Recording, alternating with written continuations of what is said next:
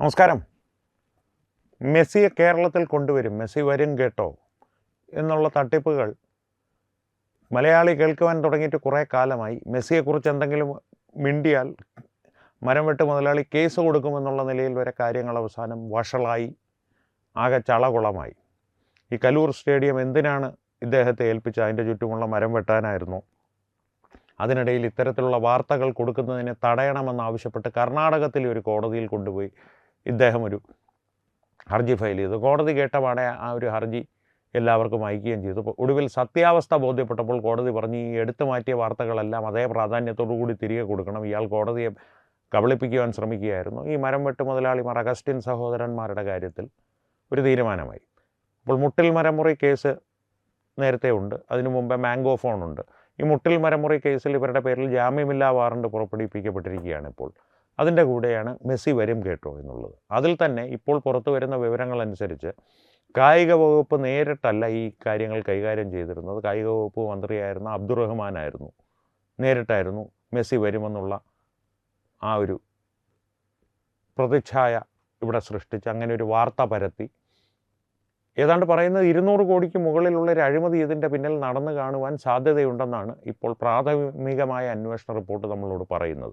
കായിക വകുപ്പിൻ്റെ റിപ്പോർട്ട് ഇന്ന് മന്ത്രിസഭയുടെ മുമ്പിൽ വയ്ക്കുകയുള്ളൂ. അതിനെ തുടർന്ന് അന്വേഷണം ഉണ്ടാകുമോ, അതോ റിപ്പോർട്ടർ ടിവിയെ തങ്ങളുടെ പക്ഷത്തേക്ക് മറിക്കുവാനുള്ള ഏതെങ്കിലും ഒരു ശ്രമമാണോ UDF സർക്കാരിൻ്റെ ഭാഗത്തു നിന്നുണ്ടാകുന്നത്, ഇതെല്ലാം കാത്തിരുന്ന് കാണേണ്ട കാര്യമാണ്. പക്ഷേ മനസ്സിലാക്കേണ്ട ഒരു കാര്യം, അടിസ്ഥാനപരമായിട്ട് എന്തുകൊണ്ടാണ് ഒരു മാധ്യമ സ്ഥാപനം വിലക്കെടുത്ത് ഇത്തരത്തിലുള്ള തട്ടിപ്പുകാർ അവരുടെ പ്രതിച്ഛായ മിനുക്കുവാൻ ശ്രമിക്കുന്നത് എന്ന് പ്രേക്ഷകർ കൃത്യമായി മനസ്സിലാക്കിയിരിക്കണം. കാരണം മുട്ടിൽ മരമുറി കേസുണ്ട്, മറ്റ് പല തട്ടിപ്പ് കേസുകളും ഇവരുടെ പേരിലുണ്ട്.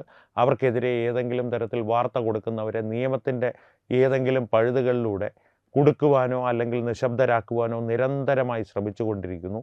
അതേ ധാർഷ്ട്യത്തോടു കൂടി വന്ന് ഞാൻ ഈ കേരളത്തിലെ ഒരു അർണബ് ഗോസ്വാമിയാണ് എന്നുള്ള തരത്തിൽ ചർച്ചകളിൽ പങ്കെടുത്ത് വങ്കത്തരമാണ് വിളിച്ചു പറയുന്നതെങ്കിലും സ്ഥിരമായി നമ്മുടെ സ്വീകരണ മുറിയിലെത്തി സാധാരണക്കാരുടെ മനസ്സിൽ ഇയാളും ഒരു മാധ്യമ പ്രവർത്തകനാണ്. അരുൺകുമാറും മാധുവും ഒക്കെ ഇരിക്കുന്ന അതേ ഫ്ലോറിൽ തന്നെ അരുൺകുമാറും മാധുവും ലോകം കണ്ടിട്ടുള്ള ഏറ്റവും നല്ല മാധ്യമ പ്രവർത്തകരാണ് എന്നല്ല ഞാൻ ഈ പറഞ്ഞു വരുന്നതിൻ്റെ അർത്ഥം. ഒന്നുമില്ലെങ്കിലും ഏതെങ്കിലും തരത്തിലുള്ളൊരു പത്രപ്രവർത്തനമോ മാധ്യമ പ്രവർത്തനവുമായിട്ടുള്ള സംബന്ധിച്ചുള്ള പ്രവർത്തന പരിചയമോ വിദ്യാഭ്യാസമോ ഇതിൽ രണ്ടുമോ രണ്ടിലേതെങ്കിലും ഒന്നോ ഇവരിൽ ആർക്കെങ്കിലുമൊക്കെ ഉണ്ട്. ഇദ്ദേഹത്തിൻ്റെ കയ്യിലുള്ളത്, ഈ ട്രീ കട്ടർ മുതലാളിയുടെ കയ്യിലുള്ളത് ആകെപ്പാടെ തട്ടിപ്പും വെട്ടിപ്പും അതിൻ്റെ യൂണിവേഴ്സിറ്റികളിൽ നിന്ന് പഠിച്ചെടുത്തതിൻ്റെ ബിരുദാനന്തര ബിരുദവും ഡോക്ടറേറ്റും ഒക്കെയാണ്. അപ്പോൾ അത്തരത്തിൽ കാര്യങ്ങൾ മുന്നോട്ട് നീങ്ങിക്കൊണ്ടിരിക്കുമ്പോഴാണ് ഇപ്പോൾ തിരിച്ചടിക്ക് മേൽ തിരിച്ചടിയായിട്ട് കുനിന്മേൽ കുരു എന്ന് പറഞ്ഞതുപോലെ, അല്ലെങ്കിൽ നമ്മുടെ ട്രീ കട്ടറിന് മനസ്സിലാവുന്ന ഭാഷയിൽ പറഞ്ഞാൽ ഗതികെട്ടവൻ മൊട്ടയായപ്പോൾ കല്ലുമഴ എന്ന് പറഞ്ഞതുപോലെ ഇത്തരത്തിൽ പ്രശ്നങ്ങൾക്കുമേൽ പ്രശ്നങ്ങൾ വന്നുകൊണ്ടിരിക്കുകയാണ് ട്രീ കട്ടർ മുതലാളിയെ തേടി. ഇനി കാര്യങ്ങൾ ഒരുപക്ഷെ UDF സർക്കാരിൻ്റെ ദയയിലേക്ക് മാറുമ്പോൾ നാളെ മുതൽ അടിസ്ഥാനപരമായിട്ട് പൂക്കി, എന്ത് നല്ല പൂക്കി, കിടിലം പൂക്കി, ആഭ്യന്തരമന്ത്രിയാണ് മന്ത്രി. ഇപ്പോഴുള്ള ആ ഇടതുപക്ഷ ചായ്വ് വിട്ടിട്ട്, കാരണം അടിസ്ഥാനപരമായിട്ട് BJPക്ക് നേരെയുള്ള ആക്രമണങ്ങളും ഒക്കെ നിർത്തി ഈ ഒരു സർക്കാരിൻ്റെ PR വർക്ക് ഏറ്റെടുക്കുവാനുള്ള സാധ്യതയുണ്ട് ട്രീ കട്ടർ ചാനൽ.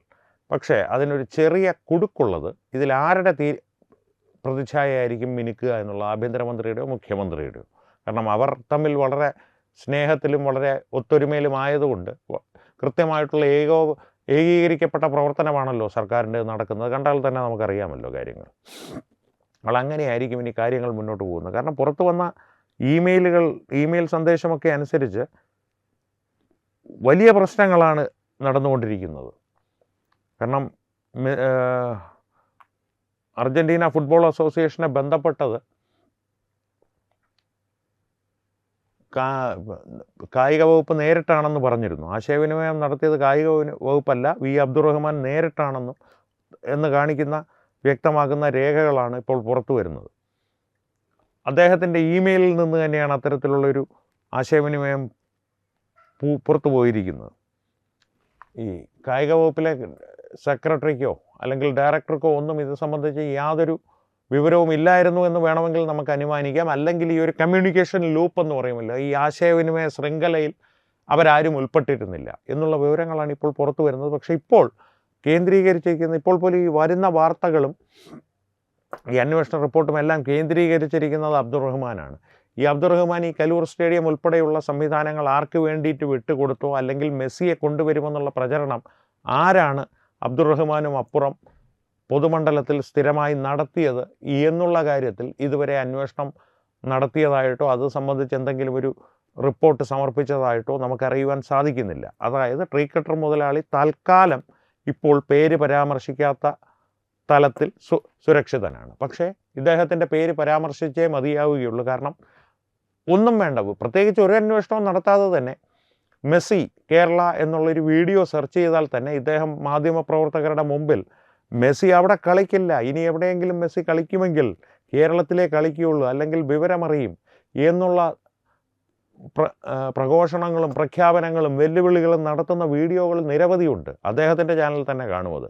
കാരണം ഞങ്ങളുടെ മുതലാളി മാസ് എന്ന നമ്മുടെ മൊട്ടയും മാധവുമൊക്കെ കൂടി ഇരുന്ന് തേച്ച് വെളുപ്പിക്കുന്ന, മാധു അല്ലായിരുന്നു അന്ന്, മാധു അന്ന് അവിടെ ജോയിൻ ചെയ്തിട്ടില്ല, മാധു പിന്നീടാണ് വന്നത്. പക്ഷേ ഇനി അങ്ങോട്ടേക്കുള്ള ദിവസങ്ങളിൽ നമ്മുടെ മൊട്ടയും മാധവുമൊക്കെ ഞങ്ങളുടെ മുതലാളിയെ എങ്ങനെയെങ്കിലും ഒന്ന് വെളുപ്പിച്ചെടുക്കണം. മെസ്സി പറ്റിച്ചതാണ് മുതലാളിയെ, ഇല്ലായിരുന്നെങ്കിൽ മുതലാളി ഇവിടെ വേൾഡ് കപ്പ് 4 ഒരുമിച്ച് നടത്തിയേനെ, ബാക്ക് ടു ബാക്ക് നടത്തിയേനെ എന്നുള്ള രീതിയിലുള്ള വ്യാഖ്യാനങ്ങളും വിശദീകരണങ്ങളും ഉരുളലുമായിട്ട് അവർ വരുമെന്നുള്ള കാര്യം തീർച്ചയാണ്. കാരണം എണ്ണി വാങ്ങുന്ന ശമ്പളത്തിന് ഒരു നന്ദി കാണിക്കണമല്ലോ.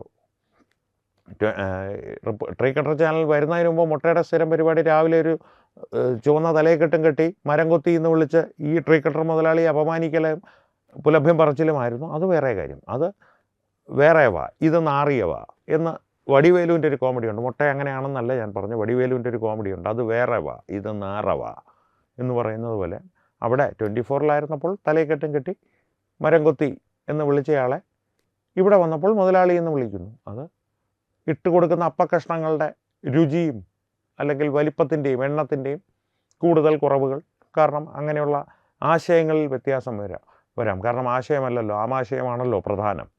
അത്തരത്തിലുള്ള നിലപാടുകളും ഇനി അങ്ങോട്ടേക്ക് ട്രീ കട്ടർ ചാനലിലൂടെ കാണാം. പക്ഷേ ഇതെല്ലാം ഒരു തമാശയായിട്ട് ഇത്രയൊക്കെ പറയുന്നുണ്ടെങ്കിലും വളരെ ഗുരുതരമായിട്ടുള്ളൊരു കുറ്റകൃത്യം ഇതിൻ്റെ പിന്നിൽ നടന്നിട്ടുണ്ടോ എന്നുള്ളത് അന്വേഷിച്ച് കണ്ടുപിടിക്കേണ്ടതുണ്ട്. അത് അന്വേഷിച്ച് കണ്ടുപിടിക്കാൻ ആഭ്യന്തര വകുപ്പ് തയ്യാറാകുമോ, അതോ ഏതെങ്കിലും തരത്തിലുള്ളൊരു സമരസത്തിനോ സമവായത്തിനോ ഈ മാധ്യമമാണല്ലോ. കാരണം ഒരു മാധ്യമത്തെ മുഴുവനായി തന്നെ തങ്ങളുടെ കാൽച്ചുവട്ടിൽ ലഭിക്കാവുന്നൊരു കേസാണ് ഇപ്പോൾ അവർക്ക് വീണ് കിട്ടിയിരിക്കുന്നത്. മുട്ടിൽ മരമുറി കേസിൽ വാറണ്ടായി, അതിന് ജാമ്യമെടുക്കാം. മരമുറി കേസിന് പോയാൽ എത്രത്തോളം ശിക്ഷ കിട്ടും? ഒരു 5 വർഷം ഈ മരംകൊത്തിയെ പിടിച്ച് അകത്തിട്ടാൽ പോലും മരംകൊത്തിയുടെ സഹോദരന്മാരോ അല്ലെങ്കിൽ ആ സംവിധാനം നടന്നു പോകാനുള്ള കള്ളപ്പണം അവരുടെ കയ്യിൽ കാണണം എന്നാണ്. ഈ ആരോപിക്കപ്പെട്ടിട്ടുള്ള കുറ്റകൃത്യങ്ങളെല്ലാം കൂടി ചെയ്തിട്ടുള്ള വ്യക്തിയാണ് ഇദ്ദേഹമെങ്കിൽ നമുക്ക് മനസ്സിലാക്കുവാൻ സാധിക്കുന്നത്. കാരണം അത്യാവശ്യം മോശമില്ലാത്ത രീതിയിൽ നാട്ടുകാരെ പറ്റിച്ച് സമ്പാദിച്ച് വെച്ചിട്ടുണ്ട്. എന്നാൽ പോലും ഈ മാധ്യമം തുടർന്ന് പ്രവർത്തിച്ചു കൊണ്ട് തന്നെ ഇരിക്കും. ആ മാധ്യമ ശക്തി തങ്ങൾക്ക് സാധകമായ രീതിയിൽ ഉപയോഗിക്കുവാൻ, അല്ലെങ്കിൽ അവരെ ഭയപ്പെടുത്തി അങ്ങനെ ആ ഒരു പാതയിലേക്ക് അവരെ കൊണ്ടുപോകാൻ ഒരു സുവർണ അവസരമാണ് സർക്കാരിന് ലഭിച്ചിരിക്കുന്നത്. അതവർ ഉപയോഗിക്കുമോ, അതോ സത്യസന്ധമായ അന്വേഷണം നടത്തി ഇതിൽ ഉൾപ്പെട്ടിട്ടുള്ള വി അബ്ദുറഹ്മാൻ ആയാലും മരംകൊത്തി മുതലാളി ആയാലും അവരെ പിടിച്ച് അകത്തിടുമോ എന്നുള്ളതാണ് ഇനി നമുക്ക് കാത്തിരുന്ന് കാണേണ്ട കാര്യം. അത് കാത്തിരുന്ന് മാത്രമേ കാണുവാൻ സാധിക്കുകയുള്ളൂ. ആത്യന്തികമായി ഒരു പോലീസിൻ്റെ തീരുമാനമല്ലത്, സർക്കാരിൻ്റെ ആഭ്യന്തര വകുപ്പിൻ്റെ തീരുമാനമാണ്. കാരണം ആഭ്യന്തര വകുപ്പ് ഔദ്യോഗികമായോ അനൗദ്യോഗികമായിട്ടോ രേഖാമൂലമോ അല്ലാതെയോ ഏതെങ്കിലും ഒരു കുറ്റവാളിക്ക് നേരെ ഇന്ന നടപടി എടുക്കണമെന്നാവശ്യപ്പെട്ടാലോ അല്ലെങ്കിൽ ഇന്ന നടപടി എടുക്കരുത് എന്നുള്ളൊരു ധ്വനി നൽകിയാലോ പോലീസുകാർക്ക് അതനുസരിച്ചേ മതിയാവുകയുള്ളൂ. അതിന് അപ്പുറത്തേക്ക്, അതിനെ മറികടന്ന് ഏതെങ്കിലും നടപടിയെടുക്കുന്ന പോലീസുകാർ ഇപ്പോഴത്തെ സാമൂഹ്യ മാധ്യമങ്ങളുടെ കാലത്ത് 15 സെക്കൻഡ് നേരത്തേക്ക് ഹീറോയാകുമായിരിക്കും, വീരനായകനായി വാഴ്ത്തപ്പെടും. അതിനുശേഷം അയാളുടെ കരിയർ തുലഞ്ഞു എന്ന് തന്നെ കൂട്ടിക്കൊള്ളുക. കാരണം അങ്ങനെയാണ് നമ്മുടെ നാട്ടിലെ സംവിധാനങ്ങളുടെ പ്രവർത്തന ശൈലി. അതുകൊണ്ട് തന്നെ ആ പ്രവർത്തന ശൈലി മരംകൊത്തിയെ എങ്ങനെ കൈകാര്യം ചെയ്യുമെന്നുള്ളത് കാത്തിരുന്ന് കണ്ടേ മതിയാവുള്ളൂ. അതുകൊണ്ട് നമുക്ക് കാത്തിരുന്ന് കാണാം. പക്ഷേ ഇതുവരെ പറഞ്ഞ വിവരങ്ങളെ സംബന്ധിച്ചുള്ള, ഇതുവരെ പുറത്തു വന്ന വിവരങ്ങളെ സംബന്ധിച്ചുള്ള പ്രേക്ഷകരുടെ അഭിപ്രായങ്ങൾ തീർച്ചയായും കമൻറ്റുകളിലൂടെ ഞങ്ങളുമായി പങ്കുവയ്ക്കുക. ഒപ്പം വീഡിയോ ലൈക്ക് ചെയ്യുക, പരമാവധി ആളുകളിലേക്ക് വീഡിയോ എത്തുവാനായി ഷെയർ ചെയ്യുക. ഏറ്റവും പ്രധാനപ്പെട്ട കാര്യം, തത്വമൈ ന്യൂസിൻ്റെ യൂട്യൂബ് ചാനൽ നിങ്ങൾ ഇതുവരെ സബ്സ്ക്രൈബ് ചെയ്തിട്ടില്ലെങ്കിൽ തീർച്ചയായും സബ്സ്ക്രൈബ് ചെയ്യുക. അപ്പോൾ ഈ വിഷയത്തിലും മറ്റു വിഷയങ്ങളിലും സംവാദങ്ങൾ തുടരട്ടെ. വീണ്ടും കാണാം. നന്ദി, നമസ്കാരം. HIV അണുബാധ സന്തോഷപൂർണമായ ഒരു ജീവിതത്തിന് തടസ്സമല്ല. HIV അണുബാധയ്ക്ക് ഫലപ്രദമായ ചികിത്സ ഇന്ന് ലഭ്യമാണ്. ഇതിന് യഥാസമയം അണുബാധ കണ്ടെത്തുന്നതും കാലേക്കൂട്ടി ചികിത്സ നടത്തേണ്ടതും അത്യാവശ്യമാണ്. സൗജന്യമായ ചികിത്സയും മാർഗനിർദ്ദേശങ്ങളും സർക്കാർ ആശുപത്രികളിലെ ART അഥവാ ഉഷസ് കേന്ദ്രങ്ങളിൽ ലഭ്യമാണ്. ആരോഗ്യ സംരക്ഷണം ഓരോരുത്തരുടെയും ഉത്തരവാദിത്തമാണ്.